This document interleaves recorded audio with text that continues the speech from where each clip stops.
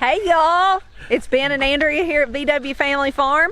We've been trying to get outside pretty much all morning, hadn't we? Yeah, we get outside just long enough maybe to do a little bit of the chores, and then here comes another shower.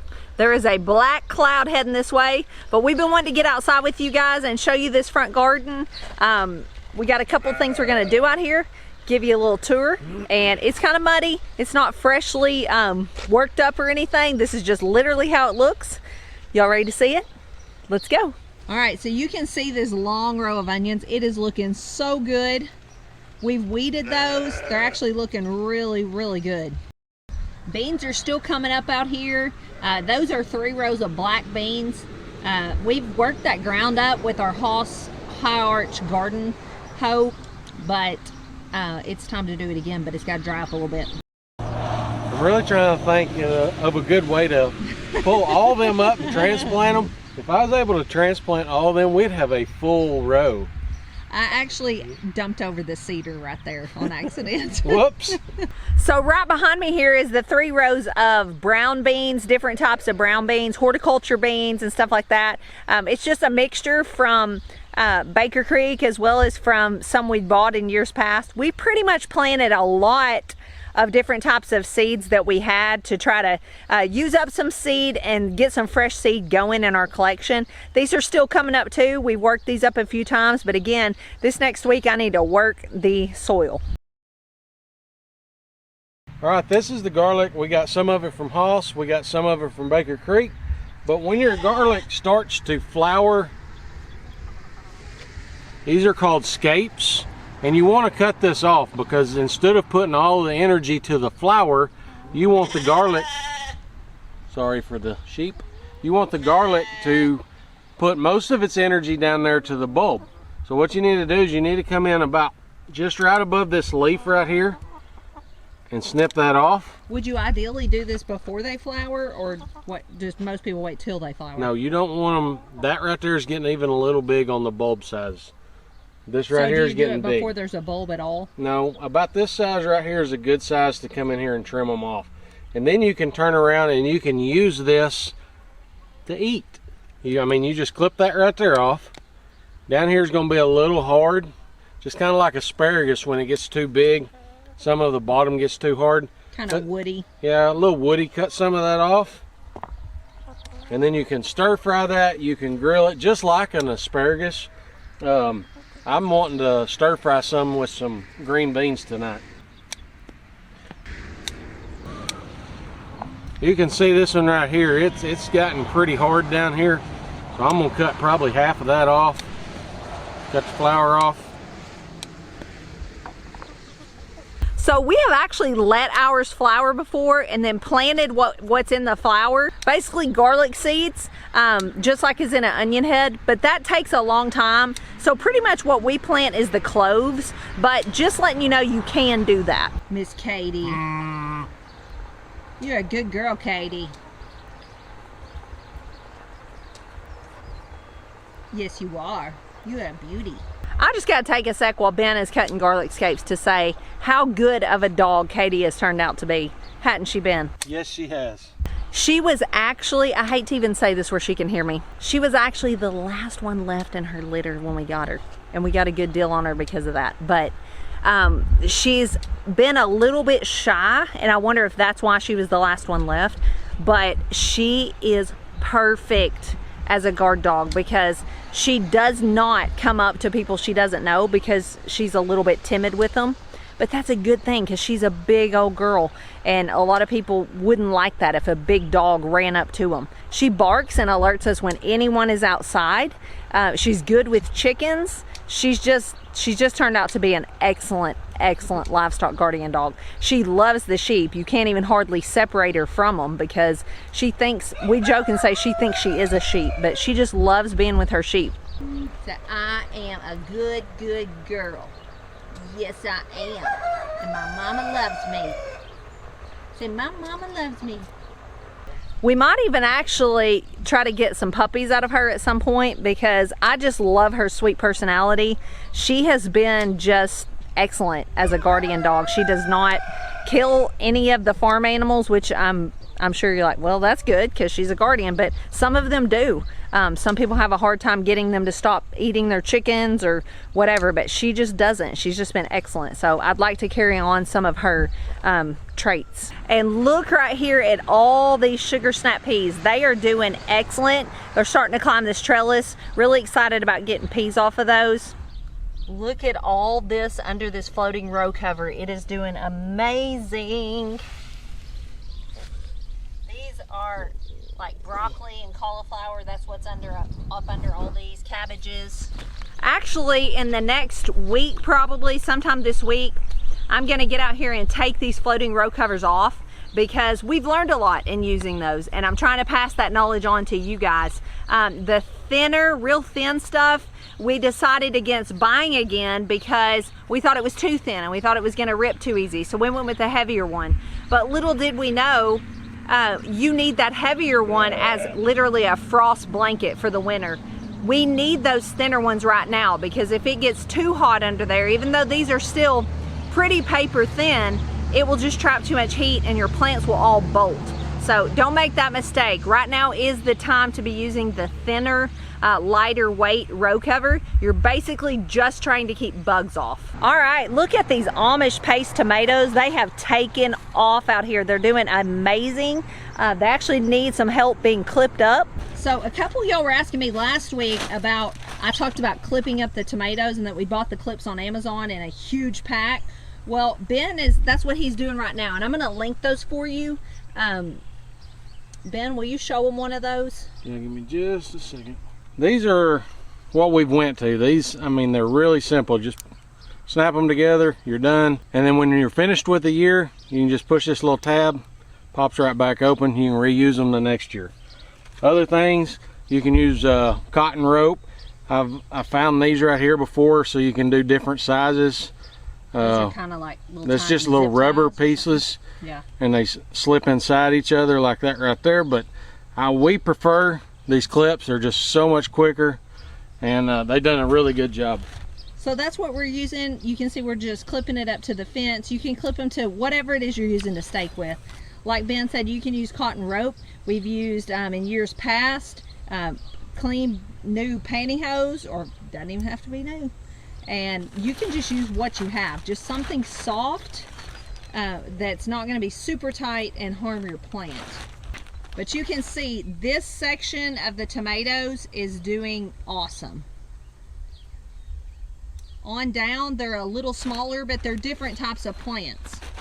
One thing I want to mention while Ben is finishing clipping those before we move on is that if you order some seeds from Haas Tools, and I've told you that we've been really pleased with their seeds this year, we'll put the coupon code down below. But if you use the code, and I can't remember if it's right off the top of my head if it's VWFF seeds or seed. I'm gonna look and put it down below. But you will get a free pack of Cherokee Purple seeds. We picked that as our favorite tomato seed, and so we wanted to pass that on to you guys. So if you go buy something from them, use that and get you some free seeds. Some of them getting a little too big. They're getting wavy out there.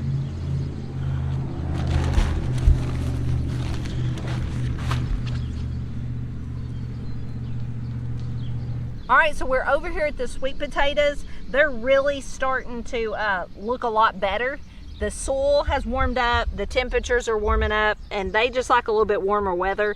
Probably planted them a little too soon, but the stores were about to sell out of the plants, and so I bought what I could. We wound up getting some more slips. Danny and Wanda at Deep South Homestead helped us get. Thankful for them. They grow a wide variety of different colors of sweet potatoes, and we've been wanting to get into that, and they helped us get those as well.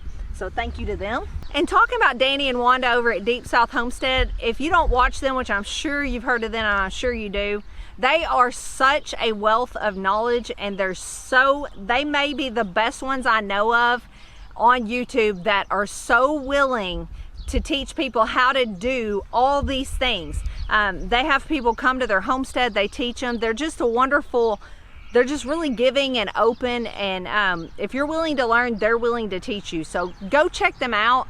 I guarantee you'll learn something and that you'll like them. Looks like a volunteer sunflower. There's a potato bug.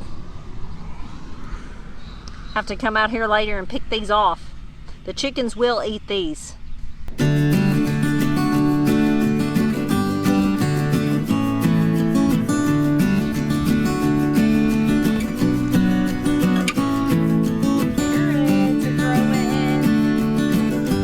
Thick. That's okay. Yep.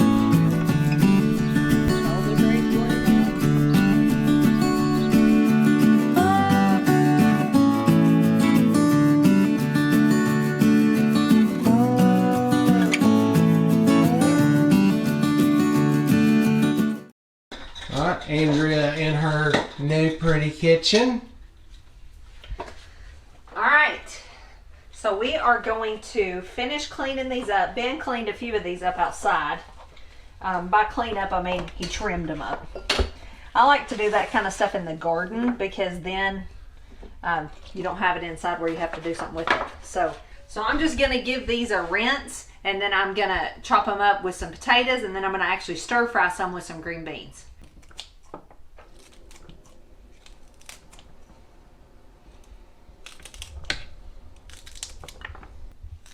They're pretty soft. Pretty soft. I wanted to show y'all this too. I got this from Squisito's olive oil. It's flavored olive oil. And she has a YouTube channel she's starting to post to on here. So I'm going to link her channel. I got some flavored olive oils and I got this salt. Oh, it's so good. It has rosemary, garlic, sage, and black pepper in the salt. It makes everything better. All right, so a couple things I want to show y'all that we do from food we produce here on our homestead. I usually can most of our green beans, but we do like to freeze a few quart bags just for what I'm about to do. I like to stir fry them. So what I've done is I just dump them in a cast iron skillet with a lid on it and then cook them for a bit to cook some of the water off. So they're still crunchy, but you got to get some of that water cooked off of them or you're going to have watery stir fried green beans, and who wants that? But what I do is actually just snap them, wash them, and freeze them. I don't blanch them or anything. It's a super easy way to preserve your green beans. Now, after I've cooked a little of the water off, now I'm going to stir fry them a little bit. So this is home rendered lard. If you get a chance to get a hold of some lard, whether you raise pigs and have them butchered, or if you just go to your local butcher shop and ask for some lard, this is super good for you, especially pastured pigs that have been raised out in the sunshine, because this is full of vitamin D and good things. So I'm just going to take a scoop of this. This is one of our favorite things to stir fry with. It cooks vegetables up very nicely. So I'm going to turn my heat up, put that lard in there. And then also I've got these scapes trimmed up. So I'm going to throw a good bit of these in there with the green beans to stir fry. And then over in this skillet, you can see I've got some butter. So I'm going to go ahead and turn this on. We are cooking some good old farm-raised beef tonight. These are some VW Family Farm ribeye steaks. This was a dairy breed that we raised this last year for meat. So you can see these steaks are smaller, but still got lots of good marbling. These are still excellent. The only thing we've ever noticed with eating like dairy crosses is the steaks might be a tad smaller, but that's okay with us. It's a great way to raise a home dairy animal and beef at the same time. So while I'm leaving a few garlic scapes in there with the butter, I'm going to saute those in with the steaks for some flavor. But I did want to mention this too. This is our favorite steak seasoning. This is Montreal Seasoning. We bought this for years from just the grocery store, just the plain Jane brand from the grocery store, but it had all kinds of things in it that I didn't like. So y'all know I love Azure Standard, and this is one reason why. I can get the things that I want that are healthy and good for our family. This is actually gluten-free, and it's made of all non-GMO foods. So it's just a mix of salt, garlic, spices, pepper flakes, sunflower oil. And it's good for you. It has none of those things in it that you don't want. If you start reading labels at the store, you're gonna find that they have slipped sugar and MSG and all kinds of things like that into almost everything. It's crazy these days. There's sugar in ranch dressing.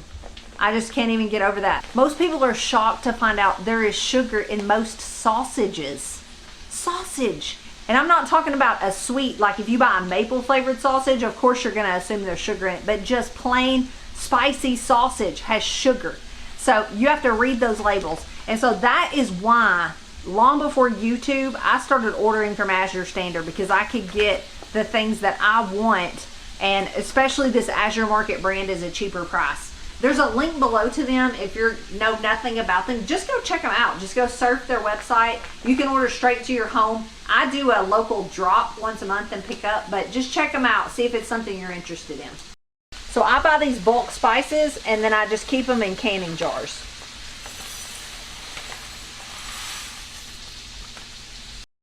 To finish off these green beans and garlic scapes, I'm gonna put some of this Coconut Aminos teriyaki sauce. This is another thing I ordered from them. I was buying this in the store, health food stores, and now I order it from them and save a ton of money.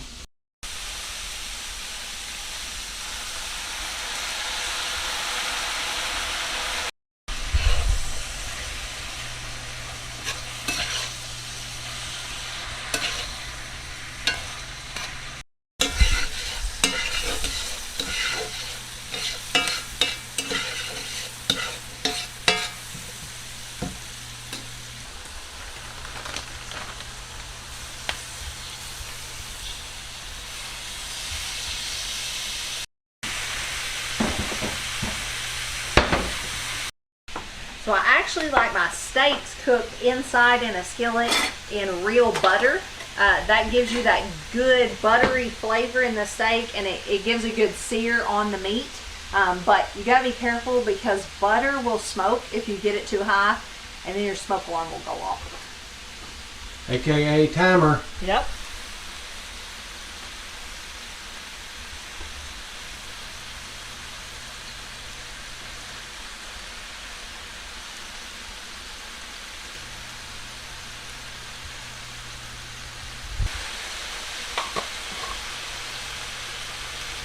Alright, so that's what I'm cooking for tonight.